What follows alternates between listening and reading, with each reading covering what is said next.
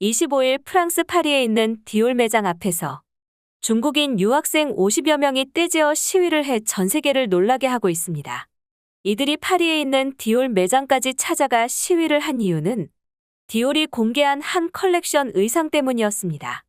중국 사람들은 이 의상을 보고 중국의 전통 의상이다, 디올은 문화 도둑질을 중단하라 등의 격렬한 반응을 보이고 있는데요. 중국인들은 디올이 중국의 전통 의상인 마맨춘을 도용해 디자인해놓고도 뻔뻔하게 모른 척한다고 비난의 수위를 높였습니다. 중국인들은 왜 컬렉션 의상 하나에 이렇게 열을 내는 걸까요?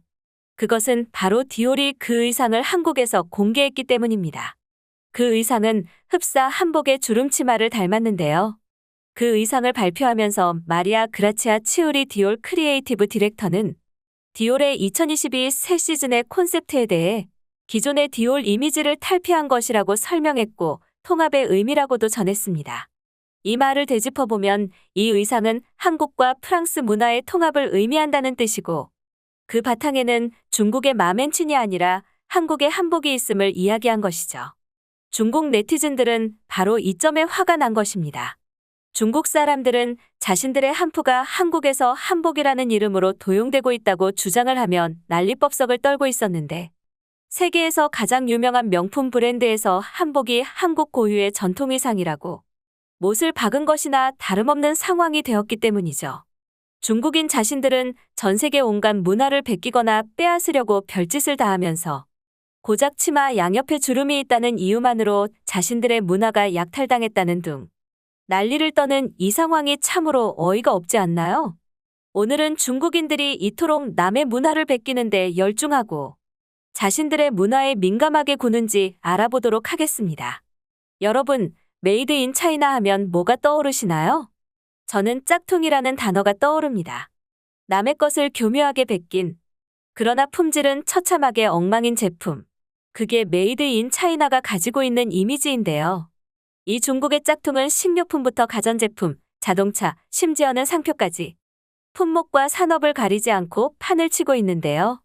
요즘 이 짝퉁이 가장 심하게 판치고 있는 제품은 뭘까요? 바로 K-컨텐츠입니다. 현재는 바로 K-컨텐츠의 시대입니다.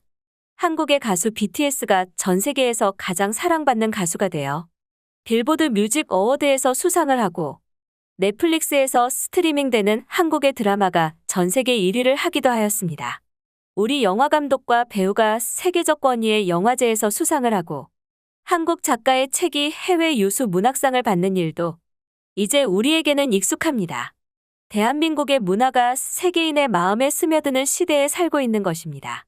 이런 K-컨텐츠의 세계적인 확산은 단순히 문화 영역에 대한 관심을 넘어 한국의 음식, 언어, 역사, 관광 등 다양한 영역에서 관심을 불러일으키고 있습니다.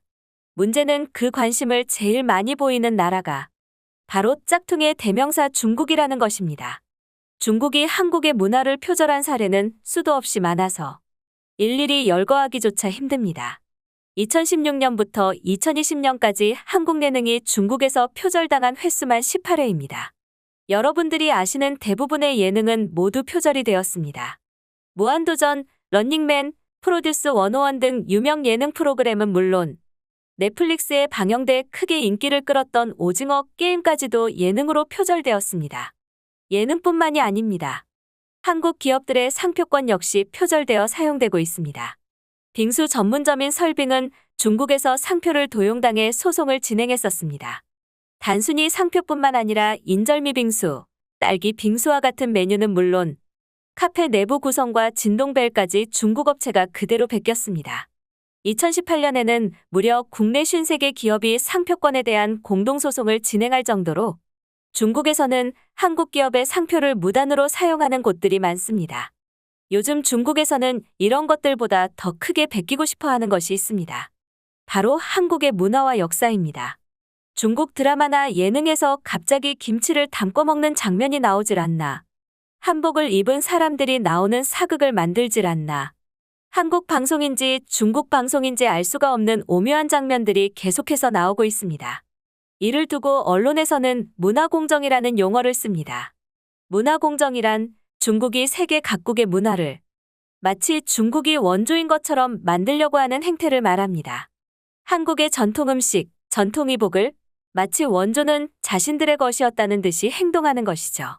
대체 중국인들은 왜 한국의 문화, 음식 등을 못 뺏겨서 안달일까요? 전 세계에서 가장 오래된 문명을 지니고 있는 중국인데 말이죠. 그 해답은 중국의 역사를 보면 알 수 있습니다. 중국의 역사는 한마디로 말살의 역사입니다. 분서갱유라는 사자성어를 아실 겁니다. 이 사자성어는 책을 불태우다의 분서와 선비를 묻어 죽이다의 갱유의 합성어입니다. 즉, 책을 불태우고 선비를 묻어 죽이다라는 뜻인데요. 중국 천하를 통일한 진나라의 시황제는 많은 선비들이 현재를 배우지 않고 옛 책의 내용만 신봉하여 자신을 비난한다 생각했습니다. 그래서 진나라의 책이 아닌 모든 책을 불태우고 자신을 비방하는 관리 460여 명을 잡아들여 구덩이에 산채로 묻어 죽였습니다. 분서갱유란 말은 이 사건에서 유래되었으며 지금 보시는 그림은 그 사건을 묘사한 그림입니다. 이 사건으로 춘추전국시대 제자백가들이 이뤄놓은 수많은 사상들은 불타 없어지고 그 뒤를 잇던 후학들도 명맥이 끊기게 됩니다. 이런 비슷한 사건이 근대 시기에도 한 번 더 있습니다. 모택동의 문화혁명이 바로 그것인데요. 그 당시 중국은 모택동이 과감하게 추진한 경제성장 정책인 대학진운동이 실패하여 수천만 명이 굶어 죽고 경제성장률이 마이너스 27%까지 떨어진 상황이었습니다. 이런 상황에서 자신의 권위와 대중의 지지도를 지키기 위해 문화혁명을 일으킵니다.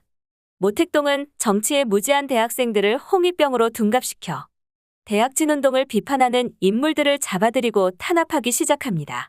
모택동은 낡은 문화와 사상, 습관을 파괴라는 구호를 제창하였고 이로 인해 중국의 모든 문화재와 서적은 이때 불타버렸습니다.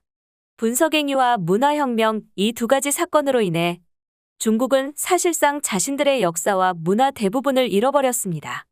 자신의 것을 모두 잃어버렸으니 남의 것을 자신의 것이라고 우기기라도 해야 되는데 지리적으로 가까우면서도 세계적으로 인정받는 한국의 문화가 얼마나 탐이 날까요? 이러니 틈만 나면 한복도 자기네 것, 김치도 자기네 것이라고 우기는 것이죠. 하지만 중국에는 그걸 입증할 자료가 없습니다. 자기들이 모두 불태워버렸기 때문이죠. 하지만 남의 것을 베끼는 중국의 행태도 얼마 못 갈 것으로 보입니다. 전 세계에서 자신들의 것을 베끼는 중국의 문화공정에 열받아 버렸기 때문이죠. 중국을 여러 곳에서 압박하여 고립시켜 나가고 있습니다. 이번에 디올이 서울에서 컬렉션 공개한 사건도 그 연장선에 있다고 봐도 무방합니다. 디올은 중국 시장이 침체되니 블랙핑크 지수를 필두로 한국을 공략하고 있다는 분석이 다수의 외신을 통해서 나오고 있습니다. 한국의 여자대학교와 협업해 패션 인재를 키워보겠다는 이야기도 나왔죠.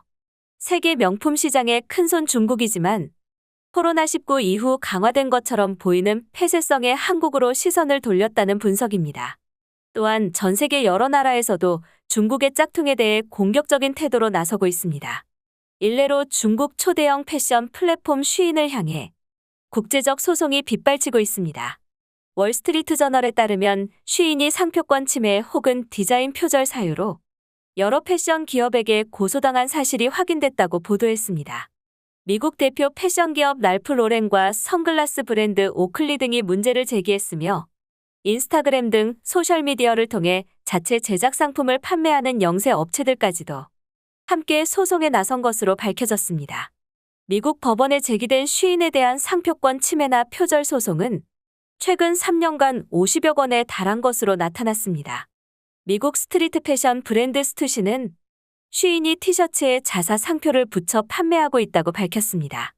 뿐만 아니라 쉬인은 세계적인 록그룹 너바나의 앨범 디자인을 무단으로 사용하고 온라인상에서 화제를 모은 독립 디자이너들의 작품을 허락 없이 인용한 것으로 드러났습니다. 월스트리트 저널은 쉬인은 최근 몇 년간 가장 빠르게 성장한 패션 플랫폼이었지만 그 배경에는 표절이 있었다며 꼬집었습니다. 쉬인은 현재 미국 진출을 노리고 있지만 관련된 소송들의 결과에 따라 회사의 존망을 걱정해야 될지도 모르겠습니다. 이렇듯 한국뿐만 아니라 전 세계 여러 국가들이 중국의 문화공정, 짝퉁에 대해 더 이상은 관용을 베풀지 않을 것으로 보입니다. 아마도 중국은 정치적, 경제적 고립이 아닌 문화적 고립으로 인해 전 세계적인 왕따가 될지도 모르겠습니다. 이상 노컷TV였습니다. 여러분의 구독과 좋아요는 좋은 컨텐츠를 만드는데 큰 힘이 됩니다.